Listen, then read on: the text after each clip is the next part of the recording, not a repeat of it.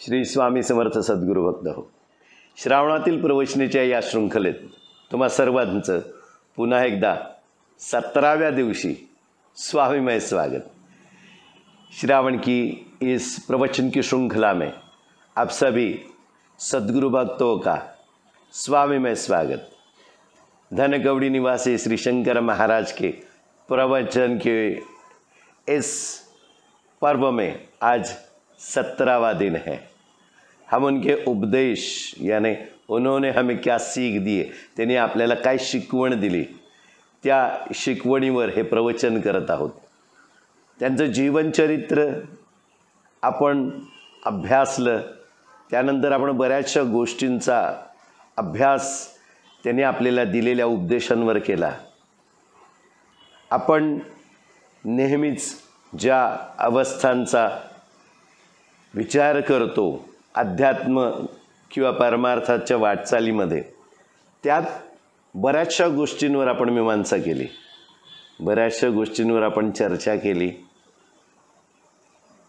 गेल्या भागात आपण अशाच काही गोष्टींवर चर्चा करता करता 16व्या भागात आपण येऊन ठेपलो होतो प्राणाचं आध्यात्मिक महत्त्व. आता आपल्याला प्राण आणि त्यांचा असलेला आध्यात्मिक महत्त्व, प्राण और उसका आध्यात्मिक महत्व क्या है, सही मायनों में क्या संबंध है प्राण और आध्यात्मिक जीवन का. प्राण मतलब क्या, जो हम सांस लेते हैं, अपन जो श्वास घेतो, प्राणवायु यानी ऑक्सीजन, हम उसके ऊपर तो अपना पूरा जीवन जी लेते हैं. तो उस प्राण का महत्व हमारे जीवन में बहुत है. लेकिन सांस आती है जाती है, श्वास येतो श्वास जातो, किती येतो किती जातो यावर आपलं लक्ष नसतं.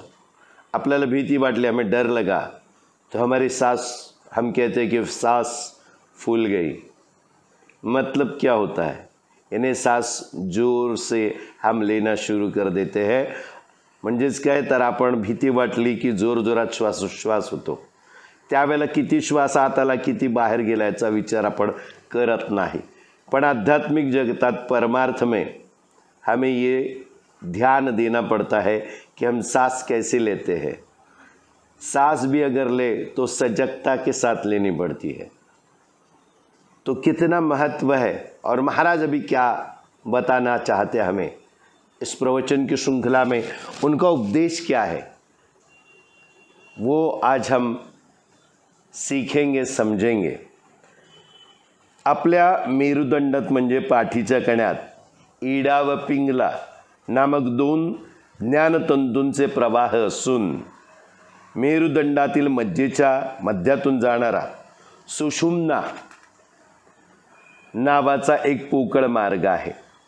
अभी इस सांस को समझने से पहले ये जो चीज़ हम अभी पढ़ रहे हैं वो समझना बहुत ज़रूरी है.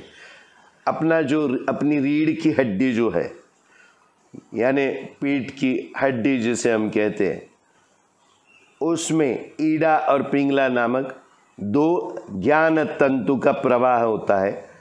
और मेरुदंड जो है, यानी जो मज्जारज्जु जो है, उसके मध्य से जाने वाली और एक जगह है, वो है सुषुम्ना. ये खोखली जगह होती है. या पोकळ मार्गाच्या खालच्या टोकाशी योगशास्त्रात ज्याला कुंडलिनीचे कमळ म्हणतात, ते कुंडलिनी शक्तीचे निवास स्थान आहे. अभी ये जो खाली खोखली जगह है हमारे रीढ़ की हड्डी के अंदर, वह हमें भौतिक रूप से दिखती नहीं है. ये जो चीज़ हम अध्यात्म के हिसाब से पढ़ रहे हैं, समझ रहे हैं, ये सारी चीज़ें हैं ज्ञान की चीज़ें हैं.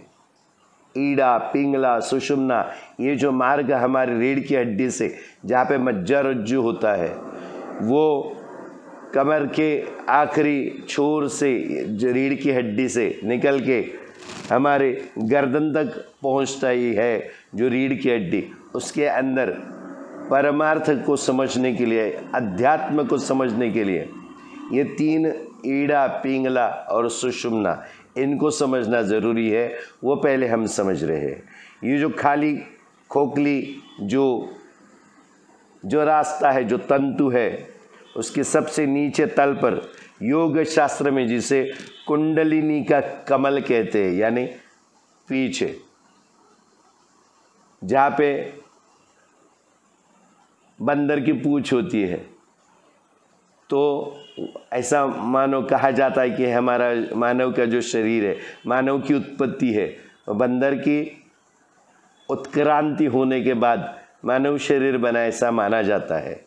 मराठीत आपण ज्याला माकड हाड म्हणतो, म्हणजे आपल्या दोन्ही कुलांच्या मध्ये असलेलं जे हाड आपल्या पाठीच्या कण्याचं शेवटचं टोक खाली जे असतं, त्या ठिकाणी कुंडलिनीचं कमल असतं असं म्हणतात।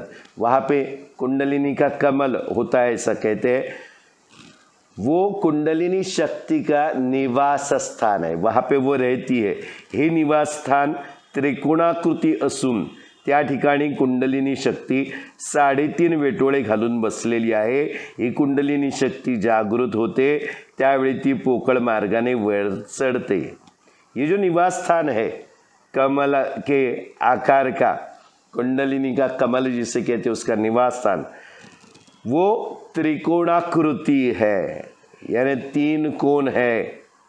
और उस जगह पे कुंडलिनी शक्ति जो है 3.5 बार गोलाकार अवस्था में बैठी हुई है। ती 3.5 वेटोळे घालून ती बसलेली आहे। ये कुंडलिनी शक्ति, जो कुंडलिनी शक्ति जब जागृत होती है तो हमारे जो खोखले मार्ग, जो पोकळ मार्ग आहे, त्या पोकळ मार्गातून ती वर चढते। त्यावेळी निरनिराळी अलौकिक दर्शने होतात।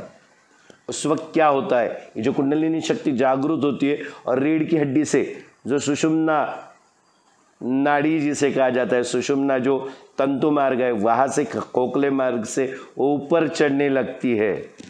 उस वक्त क्या होता है, हमें अलग अलग तरीके के अलौकिक ऐसे दर्शन होने लगते हैं।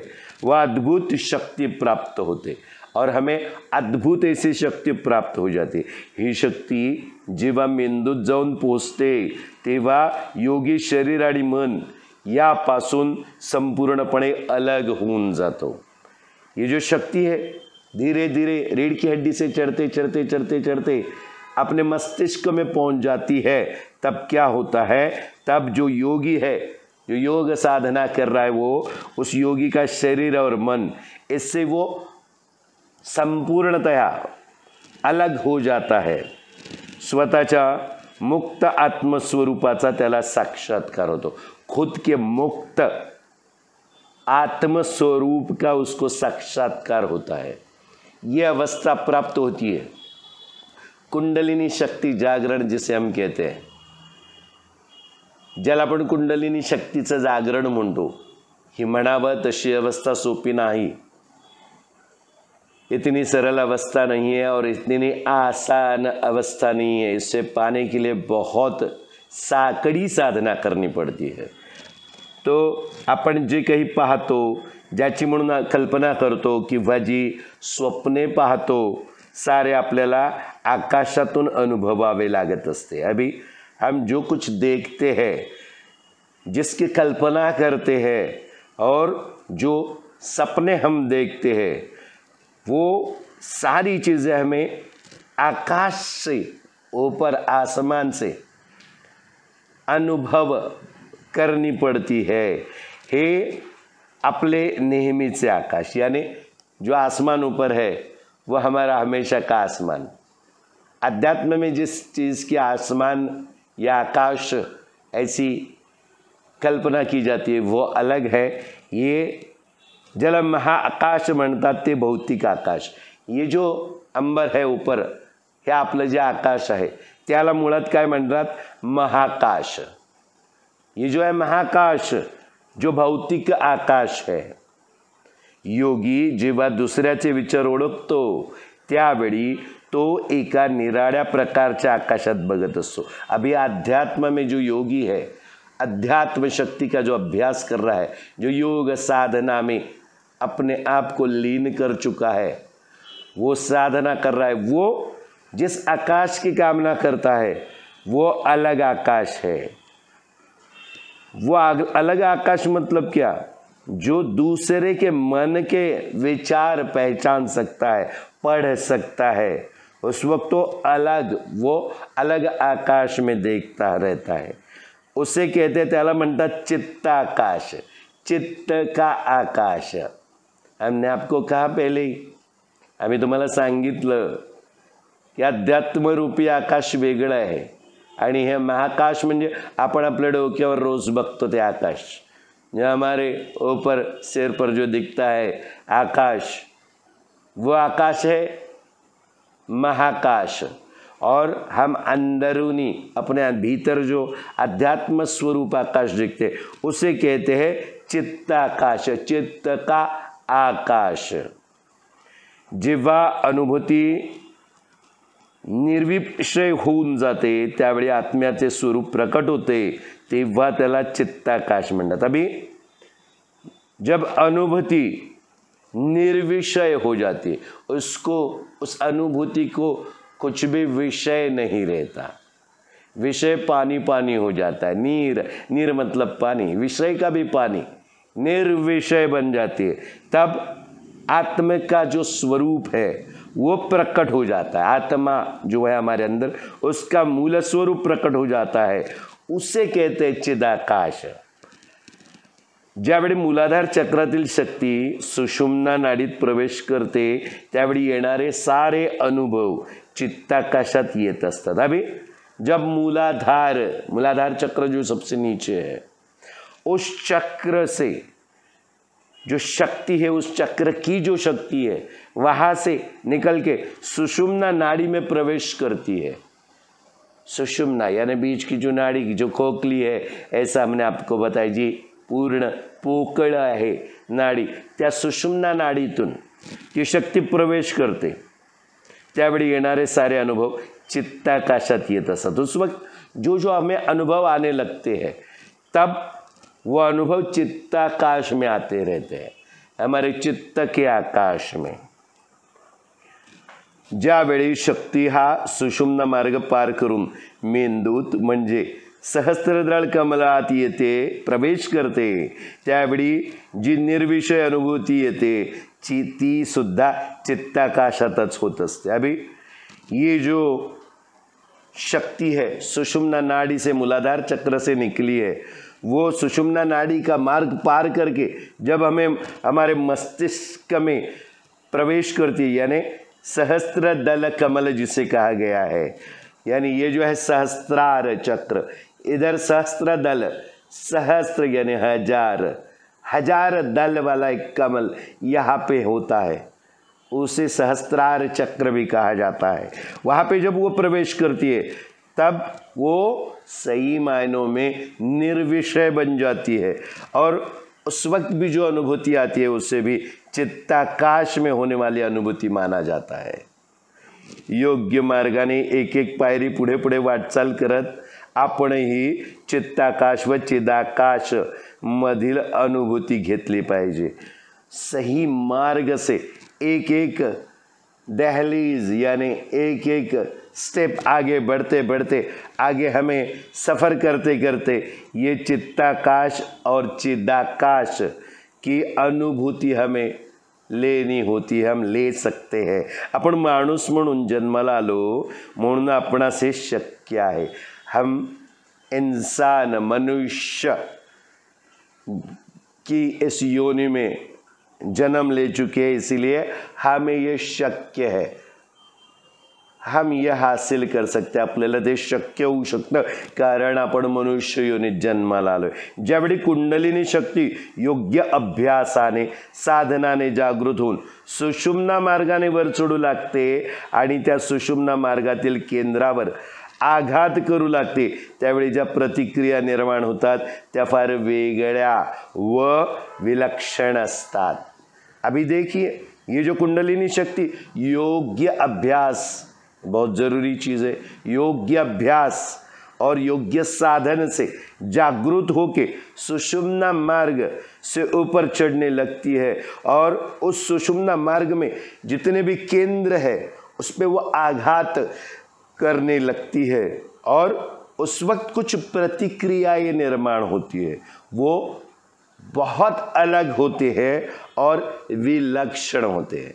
उसके कुछ ठोस लक्षण नाही होते, त्याचे ठराविक लक्षण नसतात, विलक्षण। विलक्षण म्हणजे काय? विलक्षण आपण निगेटिव्ह सेन्समधून वापरतो। विलक्षण म्हणजे एकच लक्षण आहे, अनेक वेगवेगळी लक्षणं ज्याच्यातून निर्माण होऊ शकतात, त्याला विलक्षण असं म्हटलंय। त्या प्रतिक्रिया कल्पनेतील प्रतिक्रियाहून अनंतपट श्रेष्ठ असतात। ये जो प्रतिक्रिया निर्माण होती है ना, ये कल्पना की जो प्रतिक्रिया है, हम कल्पना करते हैं ये करेंगे तो ये प्रतिक्रिया, क्रिया का सामने क्रिया से क्या बनते हैं? प्रतिक्रिया बनती है। तो वो अनंत पटी से मतलब अनंत अलग अलग तरीके से उससे ज़्यादा श्रेष्ठ होती है, उतनी गुना ज़्यादा। अनंत मतलब बहुत गुना ज़्यादा ये श्रेष्ठ होती है वो प्रतिक्रिया जो कल्पना की प्रतिक्रिया से भी परे। ये प्रतिक्रिया जब कुंडलिनी शक्ति जागृत होती है तब की बात हो रही है। तसे जागृतावस्थेतील विषय ज्ञानाच्या प्रतिक्रियाहून अनंतपट प्रबळ व तीव्र असतात। वैसे ही जागृतावस्था में विषय जो है हमारे इर्द गिर्द, जो भौतिक चीज़ों के विषय जो है उसका जो ज्ञान है, उसकी प्रतिक्रिया जो निकलती है उससे भी बहुत ज़्यादा गुना ये प्रबल यानी ताकतवर और तीव्र होती है।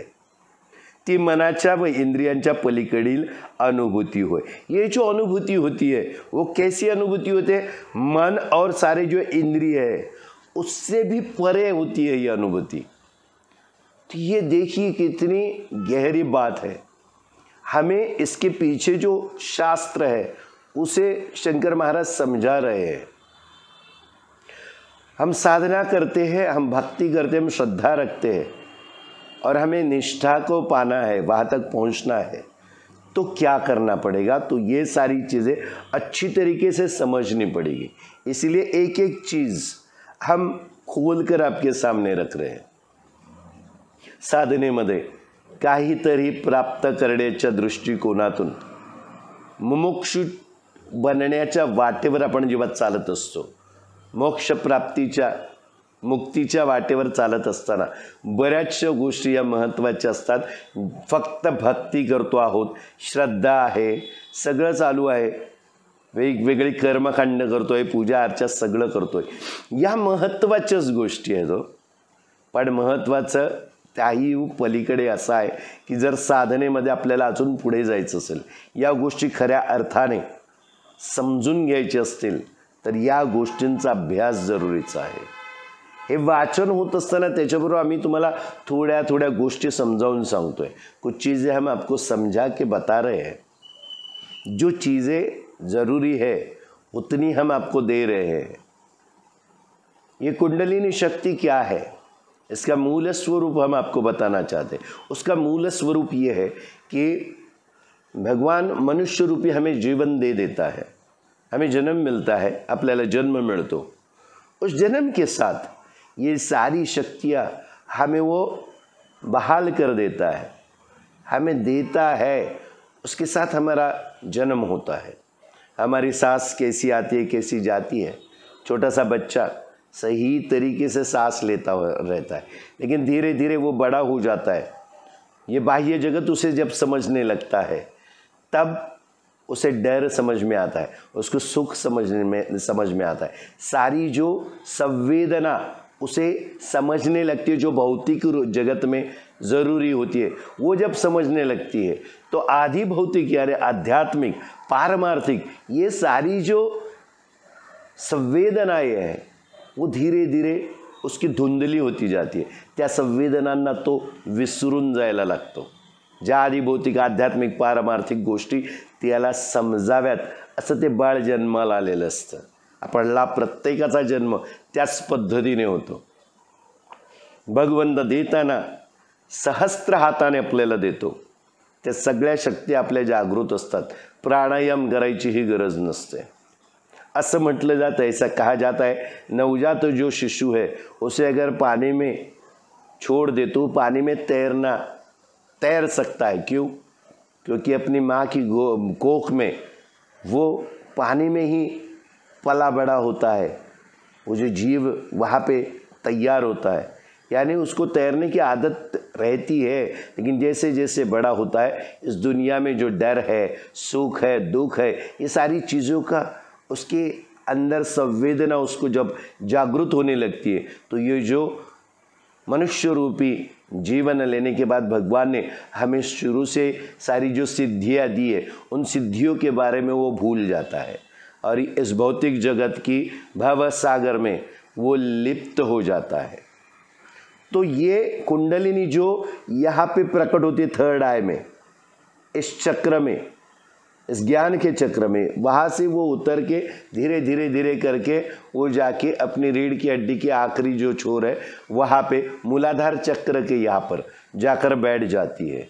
वो उसका निवास स्थान इस भौतिक जीवन में जो मनुष्य जीता है उसके शरीर में उसका निवास स्थान बन जाता है. वो वहाँ से जैसे साधना योग्य गुरु पाने के बाद, योग्य रास्ता मिलने के बाद, योग्य मार्गदर्शन के बाद जब उसकी साधना शुरू हो जाती है, सही मायनों में वो धीरे धीरे धीरे धीरे करके कुंडलिनी रीढ़ की हड्डी से सुषुम्ना नाड़ी की मदद से सुषुम्ना नाड़ी के रास्ते चल के मस्तिष्क से होकर फिर आकर ज्ञान चक्षु के यहाँ पे, यानी थर्ड आई के यहाँ पे जब आके रुक जाती है, तब हमें फिर एक बार भगवान ने मनुष्य जन्म जो दिया है, उस मनुष्य जन्म में जो हमें प्राप्तियाँ, जो सारी चीज़ें दी, ज्या सगळ्या गोष्टी दिल्यात त्या पुन्हा जागृत होतात आणि आपल्याला मूलस्वरूप मनुष्याचं, जे मानवाचं स्वरूप असलं तरी भगवंताचाच अंश असल्यामुळे भगवत शक्ती सगळ्या आपल्या आतमध्ये असतात, त्या त्यावेळेला जागृत होतात.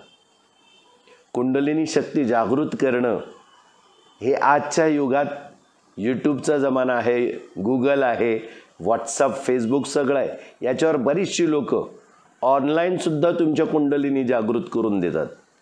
पण आपल्याला त्या विषयावर बोलायचंच नाही. हमें उस चीज़ पे, उस विषय पे बात नहीं करनी है. पर हम यही बताना चाहते हैं कि प्रत्यक्ष गुरु के सामने बैठ के आपको ये सारी चीज़ें समझ लेनी चाहिए. ऑनलाइन करते हैं उन्हें हमारा सलाम है, क्योंकि ये अद्भुत चमत्कार हो सकता है. हालांकि जो सही मायनों में हम जो पढ़ रहे हैं इसमें आपको मालूम पड़ेगा, तुम्हाला कळेल, कुंडलिनी शक्ती जागृत करणं एक गहन विषय आहे. तो ऑनलाइन शिकण्यासारखा नहीं है. ऑनलाइन हम एजुकेशन जो पाते हैं उसमें भी, और हम कॉलेजेस में, स्कूल में जाके जो शिक्षा प्राप्त करते उसमें जैसा ज़मीन आसमान का फ़र्क रहता है, वही, क्योंकि वो जो शिक्षा है स्कूल कॉलेजों की वो हम हमारे भौतिक जीवन में इस्तेमाल करते हैं, लेकिन ऑनलाइन जो प्राप्त होता है वो हमारे दिमाग में चलता रहता है. लेकिन प्रैक्टिकल्स यानी प्रात्यक्षिक जो होता है वो उसमें हम नहीं पाते. इसीलिए योग्य गुरु पाना ज़रूरी है. और कुंडलिनी शक्ति भी ऐसी है, जागृत होते थे बीच में अटक गई, कहीं गलती से हमारा अभ्यास जो है चूक गया, जर चुकीचा अभ्यास झाला तर त्याच्यापासून होणारे जे विचित्र त्याची लक्षणं आहेत ती भोगणं फार कठीण असतं. ती मानसिक शारीरिक अवस्था, जी आध्यात्मिक अवस्था आहे ती बिघडू शकते.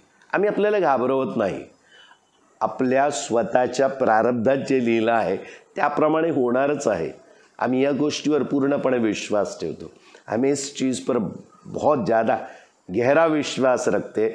आपके और हमारे जो प्रारब्ध में सद्गुरु रूपी भगवान ने जो लिखा है वही होना है. लेकिन फिर भी समझने वाले को इशारा काफ़ी है. हम आपको ये समझाने की कोशिश कर रहे हैं. ये कुंडलिनी शक्ति ऑनलाइन देख के आप जागृत करने की कोशिश करेंगे तो भी शायद नतीजा अच्छा हो, इसकी कोई गारंटी नहीं है. यहाँ पे महाराज हमें वही समझाने की कोशिश कर रहे हैं. वो क्या है? ये मन और इंद्रिय के भी परे होने वाली एक अनुभूति है. ही कुंडलिनी शक्ती समस्त संवेदनांची राजधानी अशा मेंदूत जाऊन धडकते. त्यावेळी जणू समग्र मेंदूत त्याच्या संवेदनाशील प्रत्येक परमाणू प्रतिक्रिया निर्माण होते. बघा किती कठीण गोष्ट आहे. ही कुंडलिनी शक्ति समस्त संवेदनांची राजधानी है. ये जो कुंडलिनी शक्ति है, सारी जो संवेदना हमें होती है, अच्छी बुरी जो भी है, वो सारी जो संवेदना है, उस संवेदनाओं की ये राजधानी है. और वैसे हमारे मस्तिष्क आपल्या मेंदूत वहाँ पर जाके वो जब दाखिल हो जाती है, तब क्या होता है, ऐसा लगता है कि पूरे समग्र मस्तिष्क में उसकी जो संवेदनाशील जो शक्ति है वो दिमाग के यानी हमारे मस्तिष्क के आपल्या मेंदूच्या हर एक परमाणु में प्रतिक्रिया निर्माण करती है. हमारा जो मस्तिष्क आहे, आपला जो मेंदू आहे, तो आपल्या आजपर्यंतच्या आयुष्यात बऱ्याचशा घडामोडींना त्याने तो सामोरा गेलेला है. बहुत सारी उथल-पुथल हमारे जीवन की उस दिमाग ने, उस मस्तिष्क ने देखी हुई है. तो वहाँ पे अचानक सही तरीके से ज्ञान चक्षु का खुलना, चक्षु मतलब आँख, ज्ञान की आँख अंदर से जब खुल जाती है तो सारी जो संवेदना है वो जो पहले से वहाँ पे बैठी है उसको वो धड़क जाती है और धक्का दे देती है और वो सारी हिल जाती है. या प्रतिक्रियेचे फळ म्हणजे ज्ञानाचा पूर्ण प्रकाश अथवा आत्म्याची दिव्य अनुभूति ही होय. ये जो उसका धड़कना जो है, उसकी प्रतिक्रिया का फल क्या होता है, ज्ञान का पूर्ण प्रकाश जो है या आत्मा की दिव्य अनुभूति हो जाती है. आत्मा की मूल स्वरूप अनुभूति, जो जीवन हमें मिला उस वक्त हमें परमात्मा स्वरूप गुरु ने, भगवान ने हमें सब कुछ प्राप्त करके दिया था. उसको जंग लग चुकी है, वहाँ जाके वो वापस जब उजागर हो जाती है तो पहले जो संवेदना उधर कायम घर कर चुकी है उसको वो धक्का दे देती है. और वहाँ पे क्या हो जाता है, वहाँ पे दिव्यत्व की अनुभूति हो जाती है. मनाचे पडदे बाजूला होऊ लागतात आणि त्या विश्वाच्या सूक्ष्म व कारण अवस्थेची जाणीव होऊ लागते. अभी क्या होता है, हमारे मन के जो पर्दे हैं अलग अलग, वो धीरे धीरे बाजू में हटने लगते हैं और ये जो विश्व है उसकी सूक्ष्म और कारण अवस्था जो है उसकी जान पहचान होने लगती है. ये जो विश्व है, ये पूरी दुनिया है, ये कायनात है,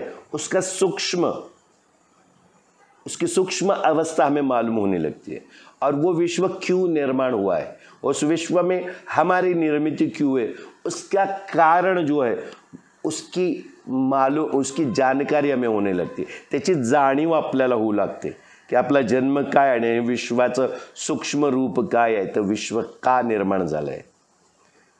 तेव्हा या जगाचा विषय संवेदनांच्या आणि त्यांच्या प्रतिक्रियांच्या कारणांच्या खऱ्या स्वरूपाचं आपल्याला ज्ञान होतं. उस वक्त क्या हो जाता है, ये जो दुनिया है, ये पूरा जगत है, उसके जो विषय है, उनकी संवेदना और उनके जो विषयों की प्रतिक्रियाएं है, उनके कारण हमें सही मायनों में उसके स्वरूप का ज्ञान हो जाता है. अभी इसे और अच्छी तरीके से समझेंगे. ये जो विश्व का सूक्ष्म और कारण अवस्था जो उस विश्व की है उसकी जानकारी हमें होने लगती है. तब ये जो पूरी दुनिया है उसका जो विषय है, क्यों निर्माण हुआ है विश्व, उसकी संवेदना और उन संवेदनाओं की जो प्रतिक्रिया, संवेदना से निकलने वाली प्रतिक्रिया है, उनके क्या कारण है, उसके सही स्वरूप का ज्ञान हमें हो जाता है. त्यामुळे कार्याचे ज्ञान सहज होता है. इसीलिए क्या हो जाता है, कुछ भी जो घट रहा है वो हमें अपने आप समझ में आता है. हमें हर एक कार्य का सही मायनों में ज्ञान होने लगता है. स्वामी विवेकानंदांनी हे विचार पाश्चिमात्यांनाही पटवून दिले. हमारे स्वामी विवेकानंद जो है, उन्होंने यही विचार पश्चिमी देशों में जाकर उनको अच्छे तरीके से समझाए।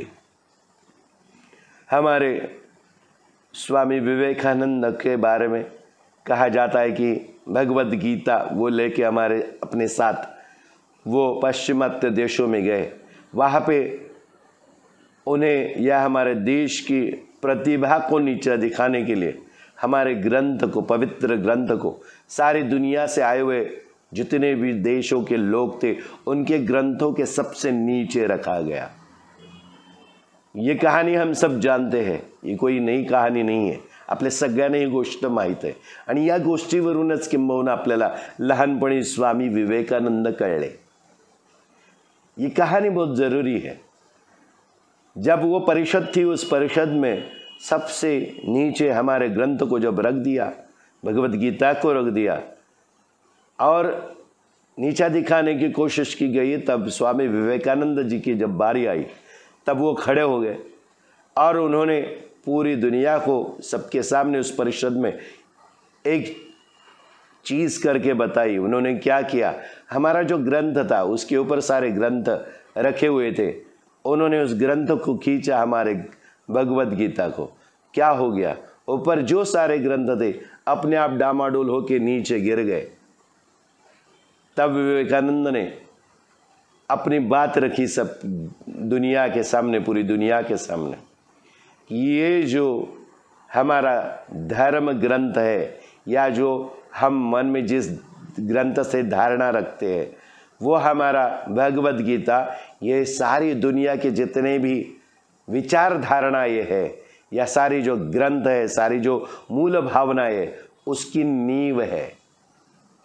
It's a foundation of all the mythologies in this world which are exist, ऐसा उन्होंने बताया। सो देखिए, मूल स्वरूप आपला जो ग्रंथ त्याने खालून खेचला आणि सगळे वरचे ग्रंथ खाली पडले।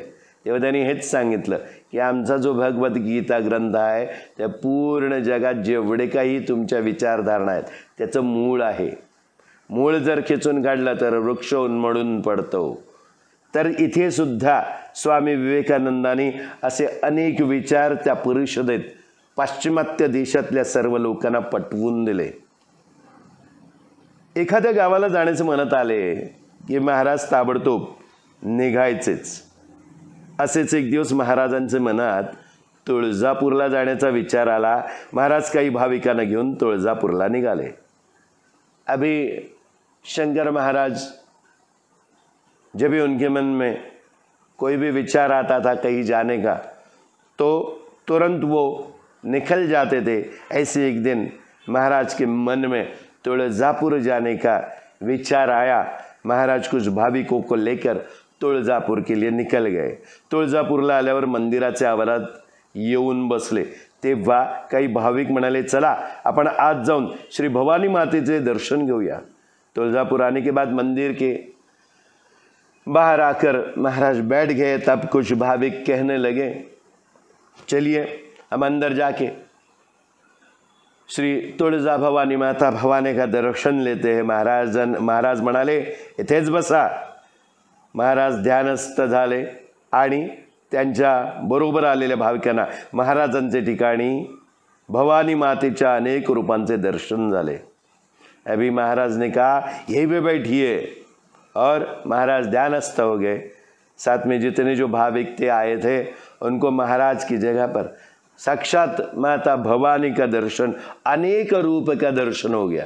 माता भवानी मतलब भवानी माता ये मूल स्वरूप है शिव की पार्वती, पार्वती माता का अवतार है। तो इस माता के अनेक अवतार है। तो ये जो अनेक अवतार के दर्शन महाराज ने खुद के रूप में दिए। भाविक नतमस्तक झाले, भवानी मातेचे दर्शन घेऊन सर्व पुण्यात परत आले। भाविक नतमस्तक हो गए, भाव विभोर हो गए। साक्षात भवानी माता का दर्शन उन्हें हुआ। भवानी माता का दर्शन लेके सारे जो भाविक शंकर महाराज के साथ पुनः वापस आए। महाराज म्हणत, लहान मुलांमध्ये इच्छा व अपेक्षा फारशा दिसत नाहीत. जसजसे वय बुद्धी वाढत जाते तसतशा इच्छा या प्रभावी होत जातात. इच्छांची संख्या व तीव्रता ही वाढत जाते.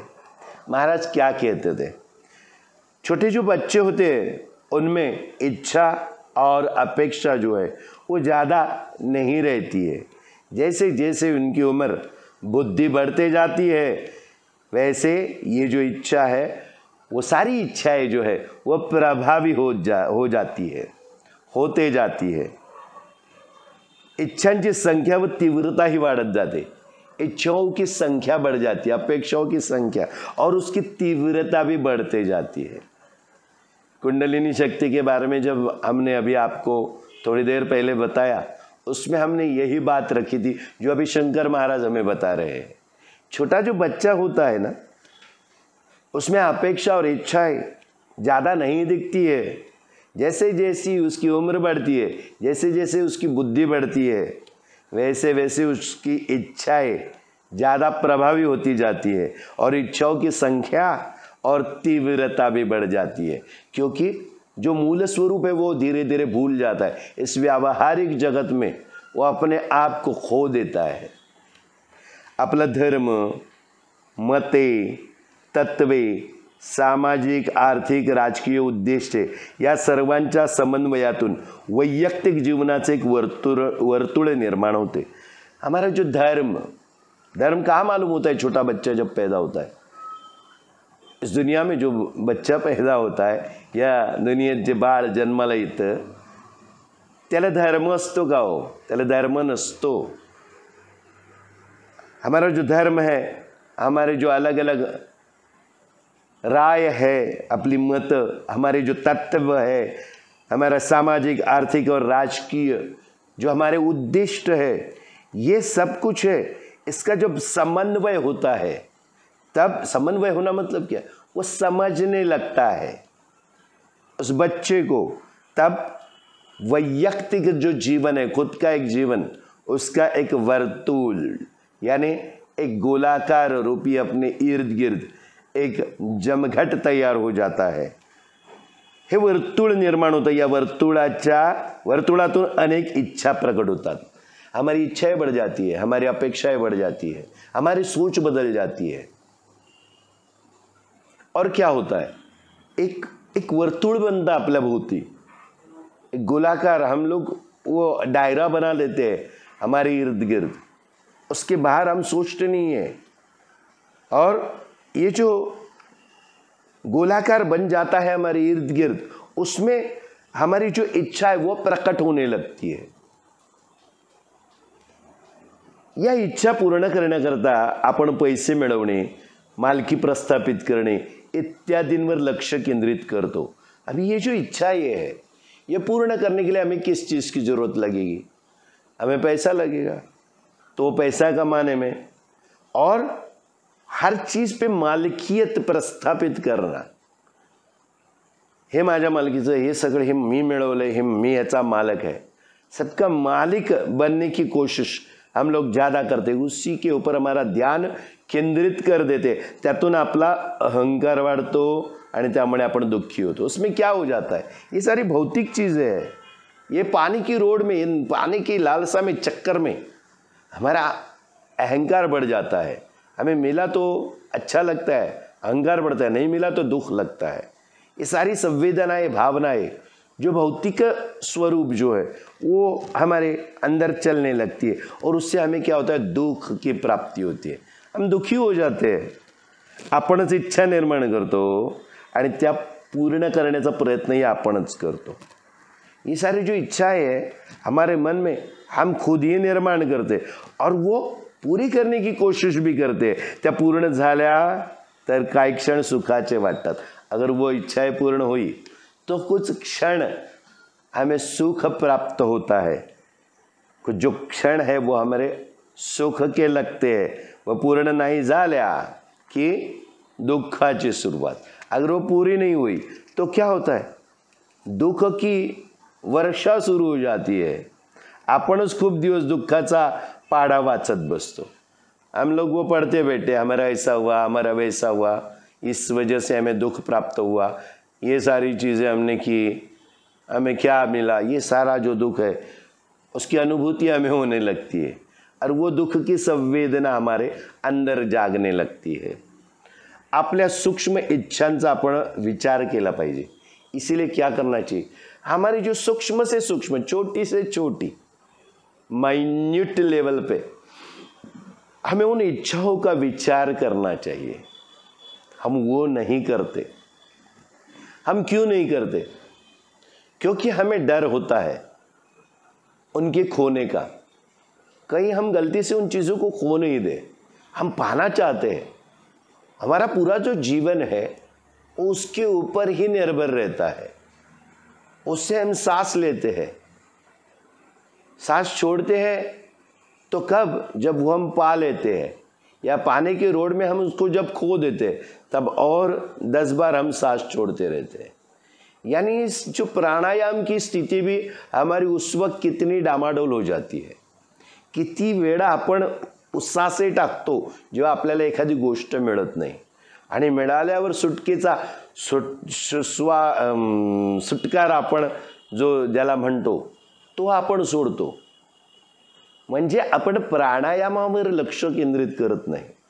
पण व्यवस्थित प्राणायाम जर आपण शिकलो तर काय होणार, या सुख असो किंवा दुःख असो, आपला प्राण तितकाच येणार, तितकाच थांबणार आणि तितकाच बाहेर पडणार. प्राण म्हणजे पुन्हा एकदा ऑक्सिजन, प्राणवायू.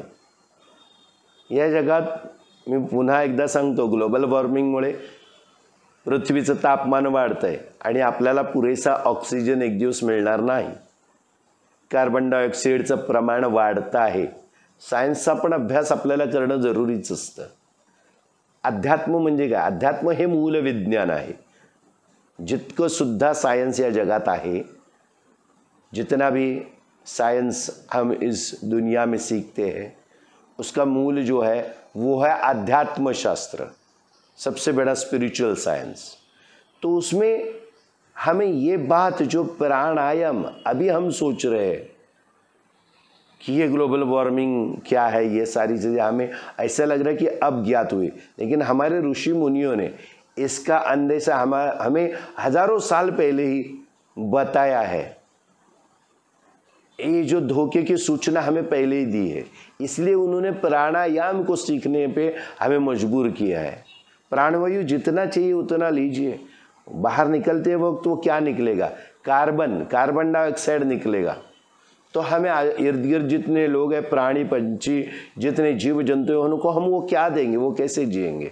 और धीरे धीरे तापमान भी बढ़ेगा पृथ्वी का, और फिर हमें ऑक्सीजन की कमी महसूस होगी. तो हमें खुद से शुरुआत करनी पड़ेगी प्राणायाम की. भगवान ने वही बताया है. ये जो हम सांस छोड़ते हैं, जे सुस्कारे आपण टाकतो, त्याच्यातून जास्त प्राणवायू आपण कार्बन डायऑक्साइड बनवून टाकतोय. का? तर आपण या विचारांवरच असतो. हम इस ख्याल में ही रहते, इस सोच में रहते कि हमारी जो इच्छा है वो पूरी हुई या नहीं हुई.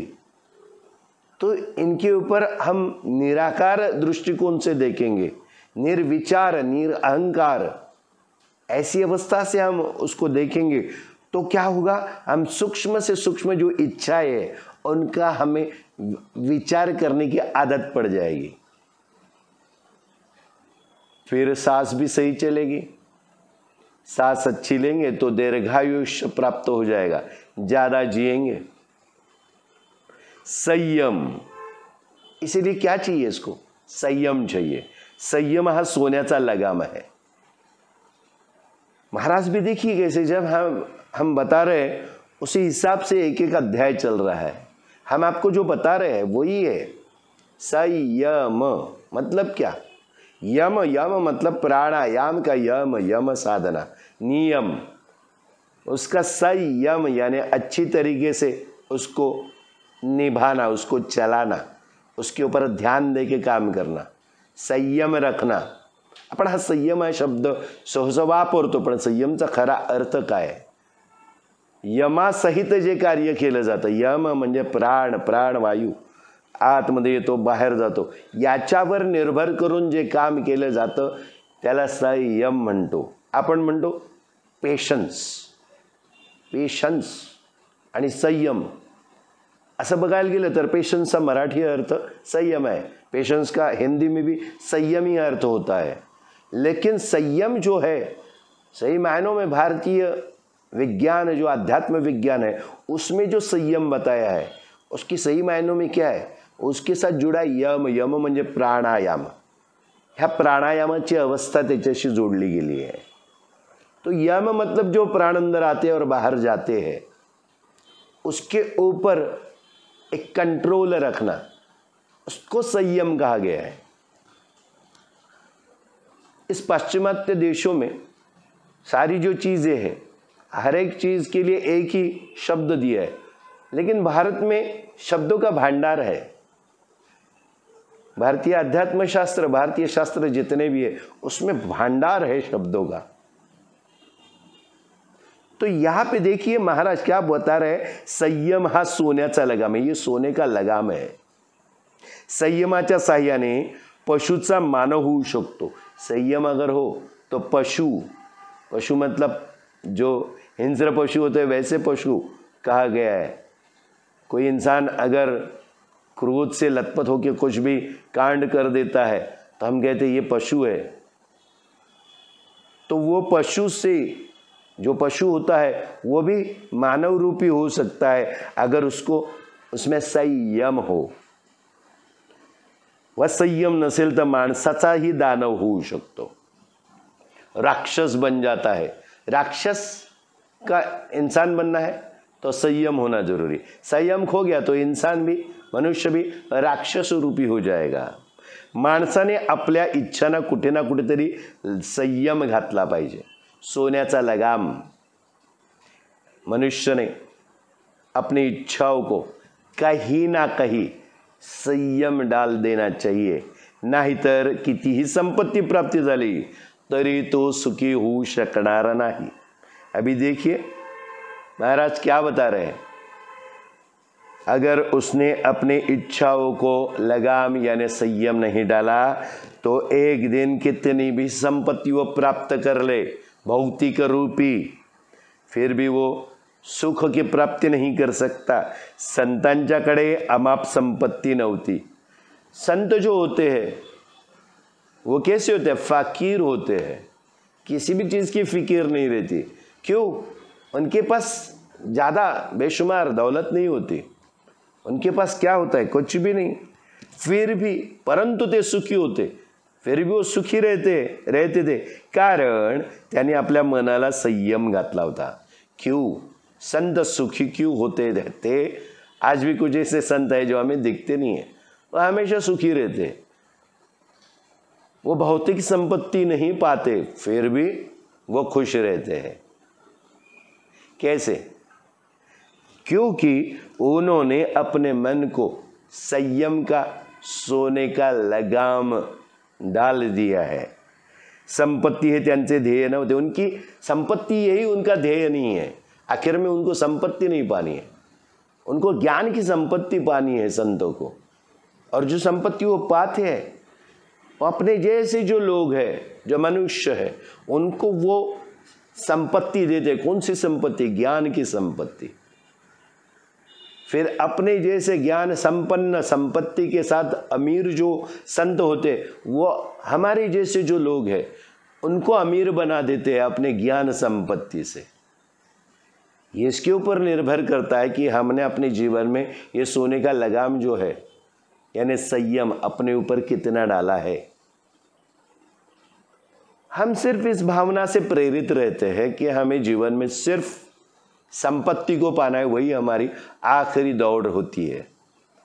और कारण त्यांनी आपल्या मनाला संयम घातला होता. संपत्ती हे त्यांचे ध्येय नव्हते, भगवंताचे गुण आत्मसात करणे हे त्यांचे ध्येय होते. उनका ध्येय क्या था? संपत्ति ये उनका ध्येय नहीं था, संपत्ति को पाना. भगवंत के जो गुण है वो आत्मसात करना यानी अपने अंदर डाल देना, उनको पाना. भगवत के गुण, उसके सत्व को पाना. त्यामुळे अखंड आनंदामध्ये त्यांची वाटचाल चालू होती। इसीलिए क्या था, अविरत अखंड, खंड नहीं होने वाली सफर उनका चल रहा था। और कैसा सफर, ये जो अखंडित सफर जो था वो आनंद की प्राप्ति के साथ चल रहा था। संपत्तीचा विचार सतत डोक्यात ठेवला, संपत्ति का ही विचार अगर हमेशा हम अपने दिमाग में, दिलो दिमाग में रखेंगे तर माणसाला सुखासमाधानाने जगता येणार नाही। अगर संपत्ति का ही विचार मन में रखा, दिमाग में रखा, तो किसी भी मनुष्य को सुख और समाधान के साथ जीना मुश्किल हो जाएगा। जीवनासाठी संपत्तीची आवश्यकता आहे। इस भौतिक रूप में जीवन जीते वक्त हमें जीने के लिए क्या चाहिए, संपत्ति चाहिए, उसकी आवश्यकता है, नहीं ऐसा नहीं। लेकिन परंतु तिला काही ना काहीतरी मर्यादा असायला हवी। कितना पाना है उसकी मर्यादा अपने जीवन में रखना जरूरी है। कितनी संपत्ति पाओगे तो खुश हो जाओगे, ये बहुत जरूरी है, नाहीतर जीवन दुखी प्रवाहाकडे वाहत जाईल। नहीं तो जीवन जो है दुख के प्रवाह की तरफ बहता जाएगा। श्री शंकर महाराज लोकांना संयमी जीवन जगण्याचा उपदेश करीत असत। श्री शंकर महाराज जे आहेत, श्री शंकर महाराज लोकांना संयमी जीवनाचा आणि संयमी जीवन जगण्याचा उपदेश करीत असत। संयमी जीवन, संयम के ऊपर हम बात कर रहे हैं। वैसे शंकर महाराज सभी मनुष्य को कहते हैं कि संयमी जीवन जो है वो जीने का उपदेश क्या है, कैसे सीख है, वो महाराज हमें देते थे। बाह्य गोष्टीला मर्यादा घातली तर अंतरंगाकडे मन वळवण्यास वेळ मिळेल। अभी देखिए, बाहेरील गोष्टी आहेत, लक्ष द्या, बाह्य गोष्टींना मर्यादा घालणं जरुरीचं आहे, तरच अंतरंगाकडे मन वळवणं शक्य होईल आणि ते वळवायला वेळ मिळेल। हमें क्या है, हमें समय नहीं मिलता। ये सारी चीज़ें सीखने को समय किसके पास है? हमें भौतिक जीवन में जो चाहिए वो सब मिलना चाहिए। इसीलिए हम क्या करते हैं, हम जो है बाह्य जो चीज़ें हैं उसको मर्यादा नहीं डालते। अगर वो मर्यादा हम डालेंगे तो अंतरंग, अंतर के रंग को देखना है। हमारा मन जो है बाह्य रंग को देख रहा है, बाहर के रंगों को देख रहा है। अंदर के रंगों को देखने के लिए मन को हाथ मोडना पड़ेगा हमें। जर बाह्य गोष्टींकडे सर्व लक्ष लागले तर आंतरिक गोष्टींचा विचार करण्यास वेळच मिळणार नहीं। अगर बाहर की चीज़ों के ऊपर ध्यान दिया तो अंदर की जो चीज़ें है उसके ऊपर सोच करने के लिए, उसके ऊपर सोचने के लिए हमें वक्त नहीं मिलेगा। यही तो कमी है हमारे जीवन में, हमारे पास वक्त ही नहीं है। हम ये बहाना हमेशा बताते हैं। कोई जा रहा है अगर प्रवचन में, कोई जा रहा है दर्शन के लिए, और हम लोग अगर किसी काम से या हमारे दिन भर के काम से हम आ रहे घर पे, तो कोई मिला तो अगर बताया चलिए आप हमारे साथ प्रवचन में, तो हम कहते नहीं है, हम बहुत थके हुए हैं हमें आज वक्त नहीं है। वक्त कहाँ मिलेगा, हमने सब कुछ पाया। आज ही हमारे पढ़ने में एक चीज़ आई, भरी जवानी में नौकरी शुरू की और नौकरी जब ख़त्म हुई तो बुढ़ापा आ गया। हमने पढ़ा इस चीज़ को, और कितनी गहराई थी इस बात में कि नौकरी शुरू तो भरी जवानी में की, जब नौकरी ख़त्म हुई तो बुढ़ापा आ गया। किसी ने कहा है कि बचपन बीता खेल खेल में, भरी जवानी सोया, देख बुढ़ापा अब क्यों सोचे, क्या पाया क्या खोया। ये अवस्था हमारी आम अवस्था है, ये तो हर कोई जी लेता है। क्यों? हमारा एक ही बहाना होता है, वक्त नहीं है वक्त की प्राप्ति कैसे करें? वक्त की प्राप्ति करने के लिए हमें वक्त देना पड़ेगा। We have to give some time to that almighty universal force। ये जो ऊपर एक फोर्स है, यूनिवर्सल फोर्स, एक शक्ति है इस ब्रह्मांड की, उसे हमें थोड़ा वक्त देना चाहिए। रिश्तों में भी यही होता है, हम रिश्तों को वक्त नहीं दे पाते, और जब हम रिश्तों को वक्त देने लगते हैं तो हमारे पास बहुत वक्त सामने खड़ा हो जाता। क्यों? क्योंकि मन में वो सारी चीज़ें उमड़ने लगती है, प्यार की सही मायनों में परिभाषा समझती है। फिर हम पूरी दिन में कितनी भी थकान भरा हम काम करें पैसे संपत्ति कमाने के लिए, शाम के वक्त घर आते वक्त हमारे जो कदम है वो चलेंगे नहीं, दौड़ेंगे। क्यों? क्योंकि कल हम जब घर पे आए थे और सुबह हम घर से निकले, उस दौरान जो हमने गहरी नींद ली है। क्यों? क्योंकि शाम को हम जब घर आए तो हमें जिस प्यार की अनुभूति हुई, उस प्यार को पाने की रोड में हम भागे चले आएंगे, फिर अपने आप वक्त मिलेगा। यही तो प्रवचन में होता है, हर शाम प्रवचन होता है। मठ में आते हैं लोग प्रवचन के लिए, लेकिन कुछ लोग मन की सोचते हैं और सोचते आज निकल जाएंगे, कंटाळा करतात का मी थकलोय, पूर्ण दिवस थकलोय। कौन नहीं थकता इस दुनिया में? अब सोचिए ना, जिस भगवान ने आपको मनुष्य जन्म दिया है वो नहीं थका है। ये पूरी कायनात चला रहा है 24 घंटा। हम जो उसके बनाए मनुष्य है, हम कैसे थक जाते हैं? क्यों? क्योंकि हमारा मन थक गया, हमारी संवेदना थकी हुई है। हमारी संवेदना तरोताजा रहेगी तो हमें इस चीज़ में दिलचस्पी आएगी। ये ही बात जो है दिलचस्पी, दिल को चस्का किस चीज़ का लगता है उसको दिलचस्पी कहते हैं। हमें चस्का लगना चाहिए, बुरी बातों का चस्का जल्दी लग जाता है, वाईट गोष्टींची चव पटकन आवडते आपल्याला आणि ती जास्त लागते। मद्यप्राशन करणाऱ्यांना ह्या गोष्टी चांगल्या माहीत असतात। आपल्याला त्याचा वास घेतला आणि त्याची चव लागली तर कडू लागतं, पण ते रोज पितात त्यांना मद्य आवडतं का? या वाईट गोष्टींची, ये जो गलत चीज़ें है, इसमें मन तुरंत खींच जाता है, उसके लिए वक्त मिलता है। धूम्रपान के लिए वक्त मिलता है, ये जो सारी व्यसनाधीन जो हम हो जाते हैं उसको वक्त मिलता है। लेकिन भगवत शक्ति का व्यसन, उसकी लत अगर लग गई तो हमें वक्त मिल जाएगा। यही बात है यहाँ पे। हमें क्या है, अगर ये आंतरिक चीज़ें है उसके लिए विचार करने के लिए वक्त नहीं है। जोपर्यंत आपण अंतरंगाचा शोध घेत नाही तोपर्यंत जीवनाचा खरा आनंद समझू शकणार नहीं। जब तक हम अंदर की बातों को नहीं सुनेंगे, अंदर के रंगों को नहीं जानेंगे, उसकी खोज नहीं करते हैं, तब तक जीवन की सही मायनों में आनंद की अनुभूति हमें होगी नहीं। उस आनंद को हम समझ नहीं सकेंगे। म्हणून बाह्य गोष्टींना संयमाचा लगाम लावून जीवनाचा रथ अंतरंगाकडे वळवला पाहिजे। इसलिए क्या करना पड़ेगा, ये जो बाह्य चीज़ें है उसको संयम का, सोने का लगाम लगा देना चाहिए।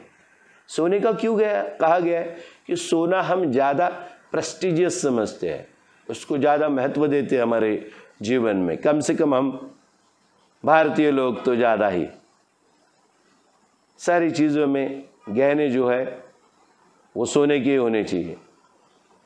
अगर हम आज की तरीके की जो ज्वेलरी है, इमिटेशन ज्वेलरी जो कहते हैं, वो भी अगर पहनना चाहेंगे तो उसके ऊपर भी सोने का पानी देके, क्योंकि आज की दुनिया में डर है उसको छीन लेने का, उसको चोरी होने का। लेकिन हमें चाहिए क्या? सोने के ही जेवर चाहिए। क्यों? सोने को हम ज़्यादा महत्व देते। तो सोने का जो महत्व है उसकी जो डोर अगर बनाएंगे, हमारे संयम को सोने का लगाम कहेंगे तो हमें वो ज़्यादा अच्छा लगेगा। इसीलिए यहाँ पे कहा गया है सोन्याचा लगाम असतो, संयम हा सोन्याचा लगाम आहे, महाराजांनी सांगितलंय। ये लगाम हमारे जीवन में बहुत ज़रूरी है। महाराज क्या कह रहे हैं कि बाह्य जो चीज़ें है उसके ऊपर ये लगाम लगाइए और जीवन का रथ जो है, हमारा ये रथ है।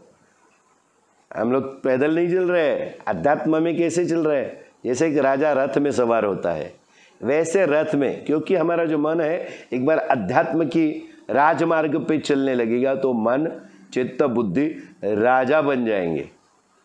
क्योंकि राजस्व जो गुण है मनुष्य जन्म देते वक्त भगवान ने हमारे अंदर डाल दिया है। तो हम बैठेंगे किस में? उस जीवन के रथ में। और वो जीवन का रथ हमें बाह्य दुनिया में दौड़ाना नहीं है। वो कहाँ दौड़ाना है? वो हमारे अंतरंग में दौड़ाना है। कितनी गहरी बात होती है। ये जो बातें हैं महाराज की, हमें कितनी अच्छी सीख देती है, लेकिन हम इस बारे में सोचते नहीं हैं। आज तक हमने नहीं सोचा। श्रावण की इस प्रवचन की श्रृंखला में, श्रावणाच्या या प्रवचनाच्या श्रृंखलेत आपण हेच तुमच्या समोर ठेवण्याचा प्रयत्न करतोय। ये जो प्रवचन की श्रृंखला, हम कहते हैं कि ज़्यादा से ज़्यादा लोग इसे देखें। क्यों हम चाहते ये? हमें कोई जल्दी नहीं है, हमारे महाराज को भी ज़्यादा जल्दी नहीं है। जिस वक्त जिस मनुष्य प्राणी का वक्त आएगा, उस वक्त उनकी भेंट उनसे होगी और उसका आगे का जो जीवन है वो जैसे वो चाहते वैसे चलने लगेगा। लेकिन ऐसे YouTube के इस चैनल पे, नाथ स्वामी भक्त परिवार चैनल पे, हम ये श्रावण की प्रवचन की श्रृंखला तो कर रहे हैं, लेकिन इसी YouTube पे हमारा जो ध्यान है अपनी तरफ खींचने के लिए बहुत सारी चीज़ें हैं, बहुत सारी वस्तुएं हैं, बहुत सारी वस्तुओं के ऊपर विचार इसमें डाले हुए हैं, बहुत सारे लोग इस रोड में लगे हुए हैं। उसकी चकाचौंध के ऊपर हमारा ध्यान ज़्यादा जाएगा। लेकिन एक मनुष्य प्राणी भी अगर हम में से कोई हो तो बराबर इसके पास खींचा चला आएगा, जिसका वक्त बराबर आ चुका है कि उसको मोक्ष मुक्ति परमार्थ और अध्यात्म की राह पर सफ़र करना है। और अभी इसी वक्त हमारा वक्त आ गया है आपसे आज के दिन अलविदा कहने का। चला तर स्वामी समर्थांचा आशीर्वाद तुम्हा सर्वांना प्राप्त हो या विचारांवर आजचा दिवस आपण इथेच संपूया। श्री स्वामी समर्थ, श्री स्वामी समर्थ म्हणा, श्री स्वामी समर्थ। जय शंकर, जय शंकर, जय शंकर।